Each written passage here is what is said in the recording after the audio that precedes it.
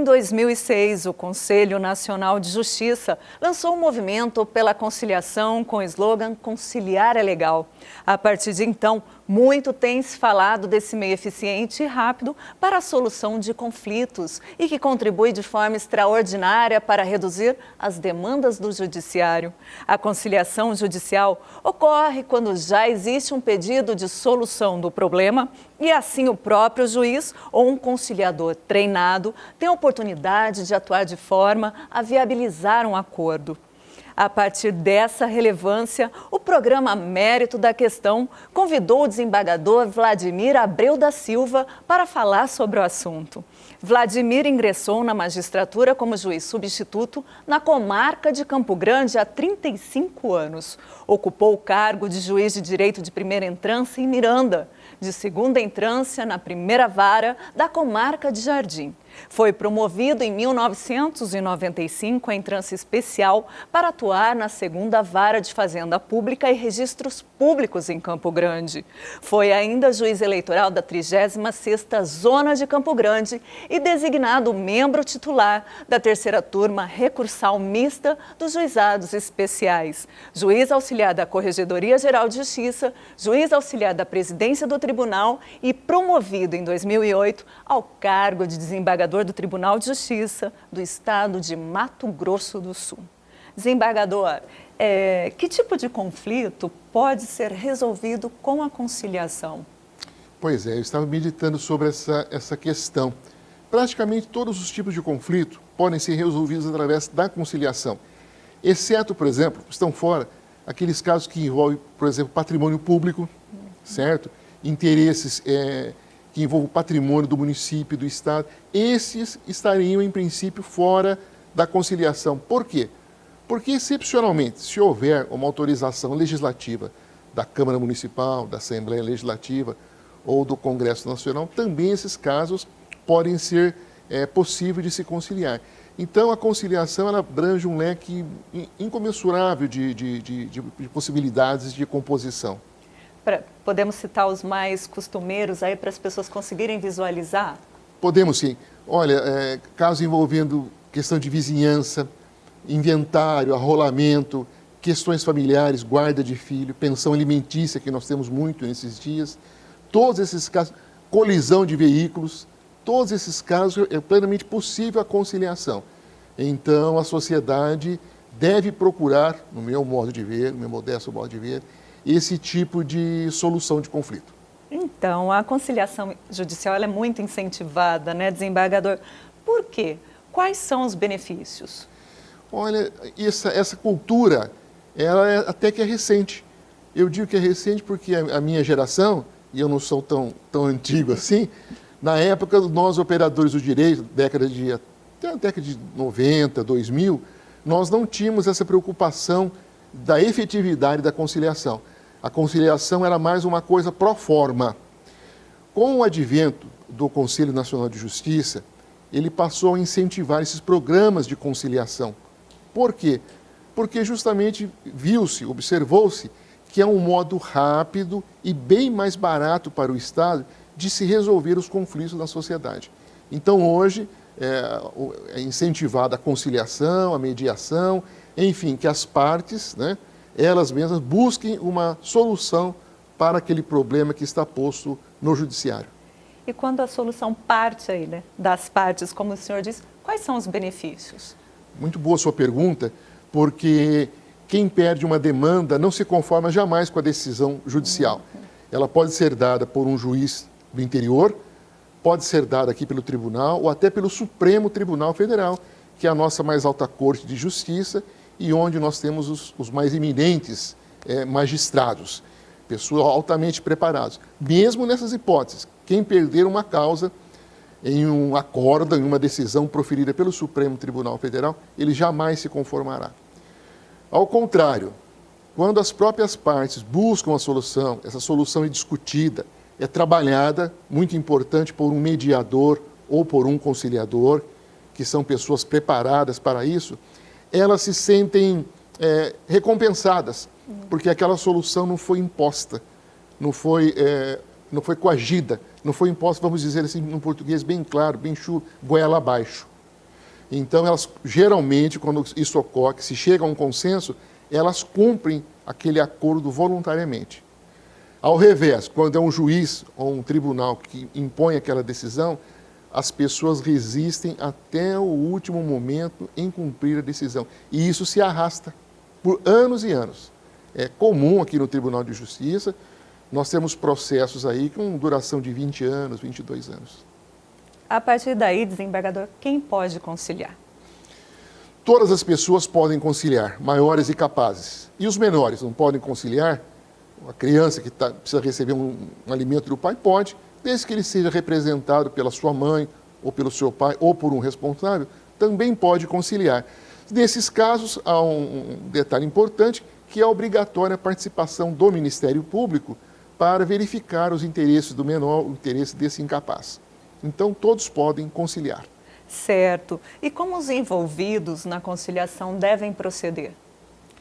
Muito bem. Nós temos hoje a conciliação pré-processual, que é aquela conciliação em que antes de eu entrar com uma ação na justiça, eu já procuro o judiciário, um órgão do judiciário, para fazer um acordo pré-processual. Nesses casos, as pessoas devem se dirigir a um dos sejusques, dos centros judiciários de conciliação, levar o seu problema, fornecer os dados da parte contrária, que será designada uma audiência de conciliação. Não é necessária a presença de advogado. Se tiver um advogado, nada obsta que compareça. E não há também nenhuma despesa, nenhum custo, esse serviço é totalmente gratuito. Se o processo já estiver em andamento, aí, obviamente, ele vai ter que requerer ao juiz, por intermédio do seu advogado ou por intermédio do defensor público, para marcar uma audiência de conciliação. Então, será agendada uma data e esse processo é remetido aos sejusques, onde terá um conciliador e um mediador para tentar compor essas partes beligerantes. Era exatamente essa minha pergunta agora. Qual que é a dinâmica da audiência de conciliação? Como que ela funciona? Bom, a audiência de conciliação, e isso é uma coisa também até relativamente nova, que é a formação. O Conselho Nacional de Justiça está investindo pesadamente, e o Tribunal de Justiça de Mato Grosso do Sul é um dos pioneiros, um dos baluartes nisso, tem investido na formação de conciliadores e mediadores. Essas pessoas procuram aproximar as partes. Há toda uma técnica, eu não sei te explicar, eu conheço, vejo o trabalho, mas não conheço a fundo a técnica. Mas é todo um procedimento estudado de aproximação das partes, de aparação de arestas. Isso pode levar uma sessão, 2 sessões, 3 sessões, às vezes até mais.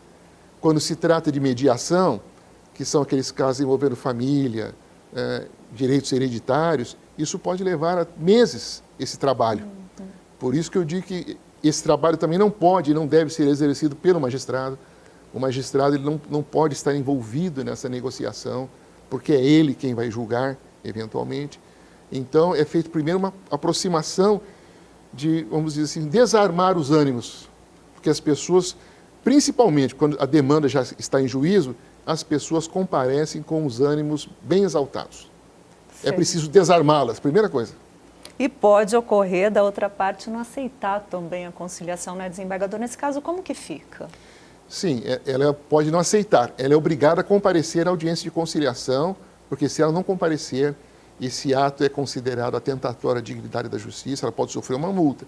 Se ela não aceitar, infelizmente o processo terá que seguir o seu ritmo normal, com a produção de provas, sustentações finais e uma sentença, então, que será proferida pelo magistrado. Me surgiu agora, diante da crise sanitária, as audiências de conciliação seguiram seu fluxo? Como que isso foi realizado? Nessa crise agora causada pela pandemia da Covid-19, as audiências estão sendo realizadas até por WhatsApp. Todas são feitas por videoconferência. Então, nós estamos utilizando, nós temos uma equipe muito eficiente, quero deixar registrado aqui, em todos os nossos sejusques, no NUBEMEC, uma equipe comprometida com esse trabalho de conciliação e que tem feito um trabalho extraordinário. Então, diante dessas restrições sanitárias, eles se reinventaram, passaram a fazer as audiências mais por teleconferência, inclusive com utilização de WhatsApp. O que para nós, que já somos mais antigos, é uma coisa totalmente, em princípio, estranha. mas é uma coisa que nós temos que nos curvar e concordar que funciona e funciona muito bem. O senhor notou algum prejuízo de um método para o outro? Não notamos. Ao contrário, o que eu notei, e as informações que me chegam, que foram feitas audiências até com pessoas que estavam no Japão. Então, veja que maravilha. Só que é engraçado, essas novidades no direito, em princípio, elas às vezes chocam os julgadores mais antigos, e eu já estou nessa faixa. Você vê com uma certa desconfiança. Será que isso vai dar certo? Mas funciona porque é feita toda a identificação das partes, tudo isso é gravado, e se surgir alguma dúvida, nós temos meios de comprovar a autenticidade daquele ato. E te digo mais, até agora, pelo que chegou ao meu conhecimento, ninguém contestou a validade desses atos. Todos saíram satisfeitos com a solução. Perfeito. Nós vamos para um rápido intervalo. A seguir, você fica sabendo como ocorre o processo de conciliação judicial. Então não saia daí, porque estaremos de volta logo após o intervalo.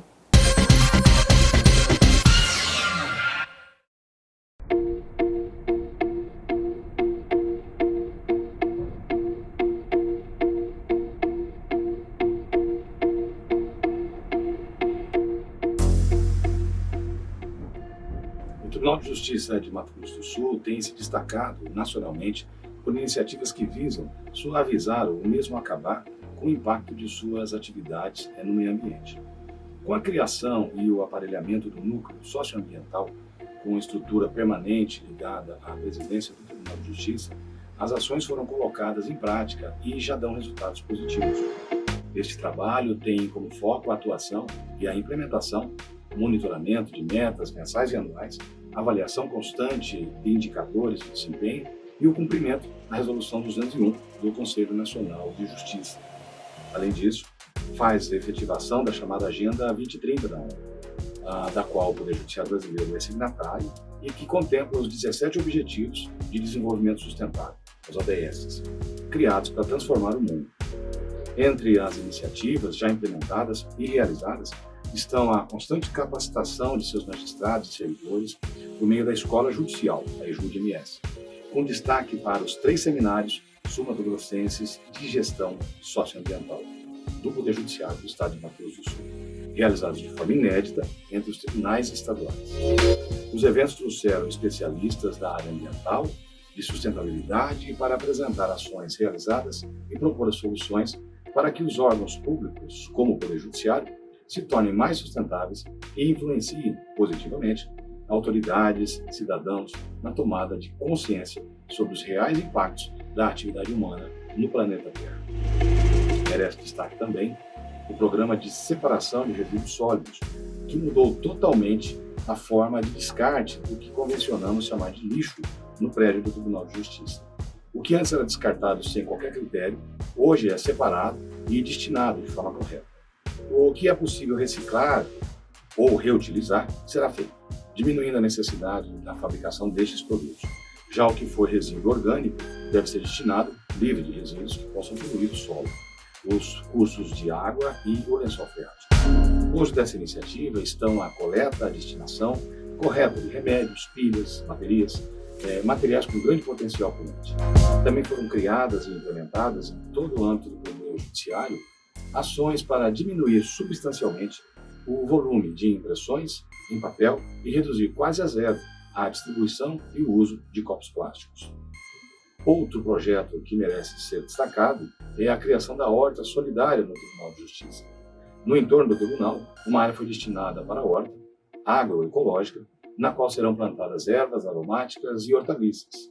Estes alimentos têm destinação certa e com impacto positivo na vida das famílias, pois serão doadas para os trabalhadores terceirizados que atuam nos serviços de limpeza, jardinagem, segurança, etc., aqui do prédio do nosso tribunal.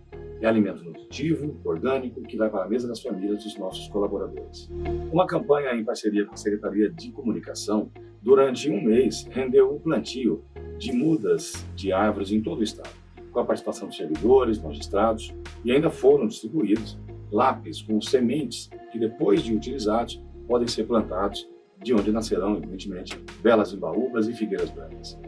Dirt bike ou ciclomotores elétricos também passou a ser uma possibilidade no prédio do Tribunal de Justiça, que agora tem amplo bicicletário equipado e disponível para uso de todos. Outras ações e iniciativas já foram implementadas ou estão em fase de estudos. Algumas têm relação, como, por exemplo, como o poder público deve nortear suas ações administrativas, fomentando compras compartilhadas e sustentáveis, a adesão à agenda da administração pública A3P, a proposição de objetivo estratégico relacionado à sustentabilidade, como macro desafio da Estratégia Nacional do Poder Judiciário 2021-2026. Todo esse trabalho visa despertar, sejam os gestores, trabalhadores, o cidadão comum, de que sem um meio ambiente sustentável e equilibrado, nossa própria existência como seres vivos pode estar ameaçada. A hora de começar é sempre agora, e por menor que seja o ato, é para o bem de todos. Eu sou o desembargador Alexandre Bastos e estou tentando, dentro do meu cotidiano, fazer a minha parte. E eu espero que ações como essa, e eventos como esse, façam com que todos nós tenhamos essa preocupação e que isso seja parte do nosso cotidiano. Tribunal de Justiça, Poder Judiciário do Estado de Mato Grosso do Sul.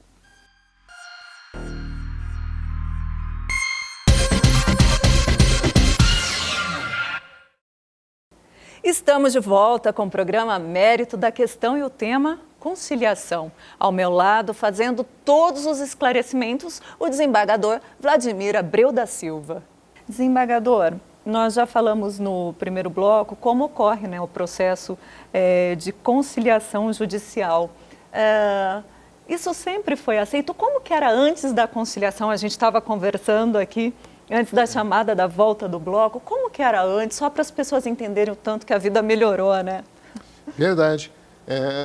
Antigamente, antes dessa cultura da conciliação introduzida pelo Conselho Nacional de Justiça, iniciando-se pela Semana da Conciliação, os acordos eram feitos apenas nos autos, dentro do processo.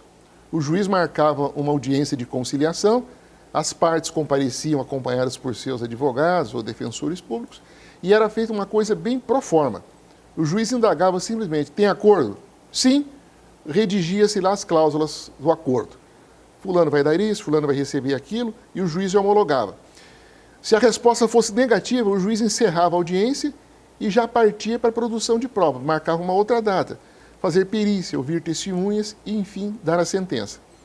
Agora não, com essa nova mentalidade, a conciliação realmente é uma coisa positiva, uma coisa efetiva, eficaz. Busca-se, por intermédio da conciliação e da mediação, a solução do problema. E a solução do problema não se dá por uma sentença judicial. A solução do problema se dá pela busca que as partes mesmo, elas, os próprios litigantes, encontram para solucionar o seu problema, a sua pendência. E diante disso, desembargador, o clima de inimizade, ele é capaz de atrapalhar a conciliação? Muito. A animosidade, o estado de ânimo é uma coisa que não permite a conciliação. Por isso que nós temos a necessidade, né, de preparar pessoas capacitadas tecnicamente, os mediadores, os conciliadores, para que eles possam desarmar o espírito dessas pessoas. E isso leva muito tempo. Pode levar tempo, pode levar várias sessões, porque as pessoas têm motivos para litigar que muitas vezes não estão dentro dos autos. Aquele motivo que realmente ela não quer é porque ela não gosta, porque ela sente ódio da pessoa, ou porque é uma questão familiar muito antiga, e isso não está dentro do processo, e isso é impossível o juiz enxergar essas questões. Por isso, hoje, os magistrados, o judiciário, estão dando maior ênfase à conciliação e à mediação. E aí, seguindo, né, desmistificando o assunto do mérito da questão de hoje, que é a conciliação, muitos perguntam se a conciliação significa que a pessoa está desistindo de receber o que de fato merece. Qual é a verdade, desembargador? A verdade é que a conciliação, a pessoa não está desistindo de receber aquilo que ela merece. Ela está apenas abrindo mão, talvez de um valor maior ou de uma maior pretensão, para poder chegar a uma solução. Que em todo litígio, ambas as partes, todas as partes envolvidas, têm que ceder um pouco. Não há como. nós solucionarmos uma briga, um litígio, em que a minha vontade seja imposta.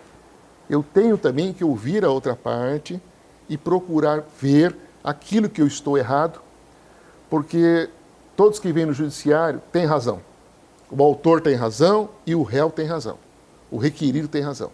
Todos estão certos e todos têm a certeza, ou pelo menos acham que têm, que o direito lhes socorre. E isso não é verdade. Nós não vemos os nossos defeitos, ou pelo menos não admitimos os nossos erros. E aí a conciliação e a mediação, a parte não é verdade que a parte esteja perdendo. Ela pode sim abrir mão de uma parcela daquilo que ela acha que ela tem direito, a outra parte também faz a concessão e chega-se a uma solução daquele conflito, que vai terminar não com um processo, vai terminar com aquela briga, vai trazer a paz social. Porque terminar um processo com uma sentença ou com um acórdão do Supremo Tribunal Federal não significa que aquela briga vai terminar. Aquilo vai se eternizar, vai passar para os herdeiros, para os sucessores. Quando se busca, quando se encontra uma solução, uma autocomposição, você termina aquela briga, sabe? E volta-se a reinar a paz social, que é o que o judiciário busca. O senhor já citou, voltou a citar aqui a mediação, né? Então, mediação e conciliação, basicamente, qual é a diferença? Basicamente, a diferença é que a mediação, ela abrange aquelas causas de relações duradouras, famílias, sucessões, vizinhança, em que as pessoas já tiveram e ainda vão ter que se relacionar de alguma forma. E a conciliação não, são causas patrimoniais, esporádicas, um litígio por um crédito, que talvez aquelas pessoas nunca mais vão litigar, porque nunca mais vão manter uma relação negocial, uma colisão de veículos, enfim, são causas que não são perenes, ao contrário da mediação, que são causas que envolvem interesses perenes, que já tiveram problema no passado e poderão vir a ter no futuro. Então, basicamente, a diferença é a natureza da briga que está ali no judiciário. O tema da conciliação ganhou fôlego na comunidade jurídica em razão do excesso de processos em tramitação na justiça brasileira, né? Sendo assim, quais os resultados trazidos pela conciliação nesse período já de funcionamento, de instalação? Os dados desse período em que a conciliação vem sendo incentivada e incrementada, nós podemos observar pelos relatórios da Semana da Conciliação e também pelo número de processos que hoje são solucionados, de litígios que são solucionados mediante a conciliação. Inclusive, uma coisa que não existia, que é a conciliação pré-processual, que eu disse no começo do nosso bloco aqui. Antes de a pessoa ajuizar, antes de entrar na justiça, ela já procura o judiciário, as partes procuram o judiciário, para que o judiciário designe um profissional, um mediador ou um conciliador para resolver aquele conflito. Nós não tínhamos isso. Não se falava em conciliação pré-processual há 5 ou 6 anos. E hoje isso já é uma realidade e está funcionando muito bem. E como a população, os advogados estão entendendo isso? Qual que é a cultura existente hoje em relação à conciliação? Olha, a cultura é positiva. Eu acho que os advogados têm colaborado muito, os advogados, os defensores públicos têm colaborado, sim, com o Poder Judiciário nessa nova mentalidade. E, através da imprensa, de reportagens, de materiais como esse que nós estamos gravando, percebe-se que a população já está entendendo o que é a conciliação e que isso é uma coisa perfeitamente possível de se fazer e que só traz benefício para todos. Então, aos poucos, essa cultura da conciliação, que não existia há algumas décadas, está sendo implantada na nossa sociedade. Vem avançando. Hoje, na sua avaliação, desembargador, o que falta para a conciliação ser mais efetiva? Nós precisamos de mais sejusques, precisamos de mais centros judiciários de conciliação para que nós possamos abranger todas as comarcas do Estado. Nós temos já esses centros, mas nós precisamos capacitá-los de pessoal humano para poder atender, porque a demanda da população é muito grande. Então, o judiciário, nós precisamos nos preparar para essa necessidade que está desembocando aqui no judiciário e darmos conta dessa missão. Então, isso ao longo do tempo, as administrações, os presidentes do tribunal vêm avançando aos poucos e nós estamos nos aperfeiçoando. Nós precisamos, então, para avançar mais conciliação, nos aparelharmos melhor com recursos humanos e tecnológicos. Obrigada, desembargador, pela avaliação, pelas informações e pela entrevista. Eu que agradeço a oportunidade de poder estar aqui e bater um papo com vocês sobre conciliação e mediação. O programa Mérito da Questão é uma realização da Assembleia Legislativa em parceria com o Tribunal de Justiça. A proposta é aproximar você, telespectador, do Poder Judiciário de Mato Grosso do Sul. E na próxima edição, nós vamos conversar sobre a mediação e quando ela é recomendada. Até lá!